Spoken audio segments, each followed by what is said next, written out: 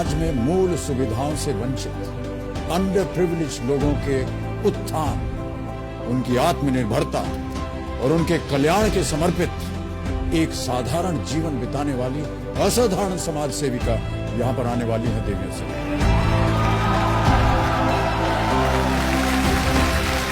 ये एक टीचर हैं, शिक्षक हैं, जानी मानी ऑथर, लेखिका भी हैं। इन्होंने इन्फोसिस फाउंडेशन के जरिए 60,000, जी हाँ, 60,000 लाइब्रेरीज की स्थापना की है। बाढ़ से नष्ट करीब 2,600 घरों को फिर से इन्होंने खड़ा किया। देवियों से कर्नाटक गवर्नमेंट द्वारा राज्य प्रशस्ति अवार्ड से सम्मानित इन्फोसिस फाउंडेशन की कर्ता धर्ता पद्मश्री सुधा मूर्ति जी का तालियों के साथ अभिनंदन और स्वागत किया जाए।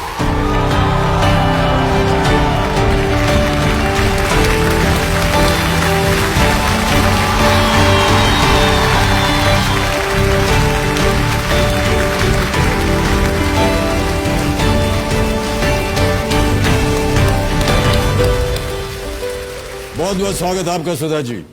आप पहली महिला इंजीनियर थी हुबली में,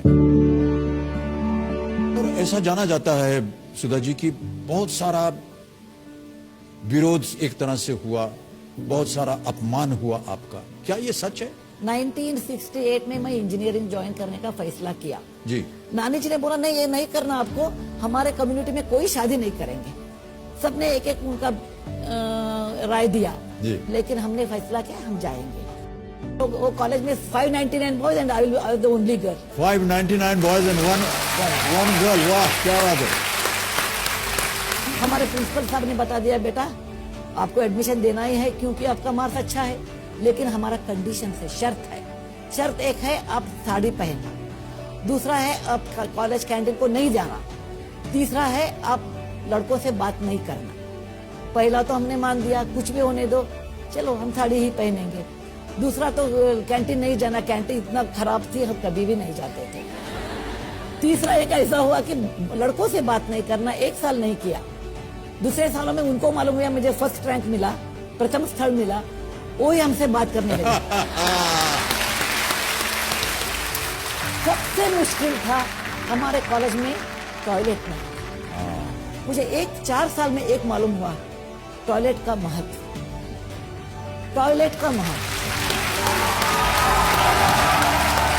और इसीलिए मुझे लगा नहीं ये गलत है। और हम इन्फोसिस फाउंडेशन से चेयरमैन हुए ना, उसमें हमने 16,000 टॉयलेट बनाए। 22 साल पहले इन्फोसिस फाउंडेशन शुरू हुआ, उस समय मुझे मालूम नहीं था क्या काम करना जी। और ऐसे हमने सोच लिया चलिए हम अभी देवदासी प्रॉब्लम सॉल्व करेंगे।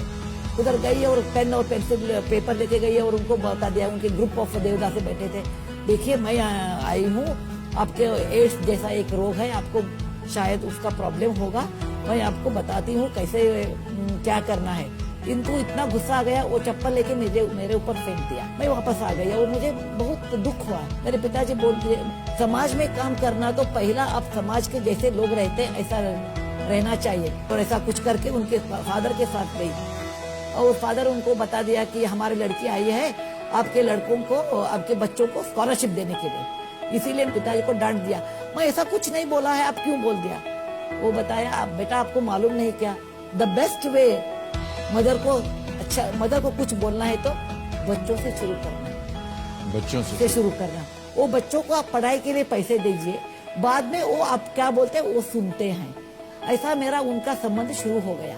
उनके बच्चों को हम पढ़ने के लिए पैसे देते थे। अभी तक हम 1200 बच्चों को पैसे दिया।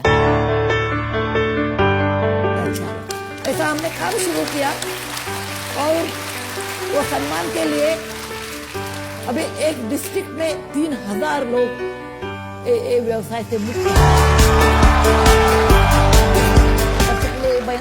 मैं विनती करना चाहती हूँ, हम सब सशक्त हैं, हमारा हाथ में हमारा बल है। वो आप सब मेहनत से काम करना, धैर्य रखना, और धैर्य ही एक लक्ष्मी है।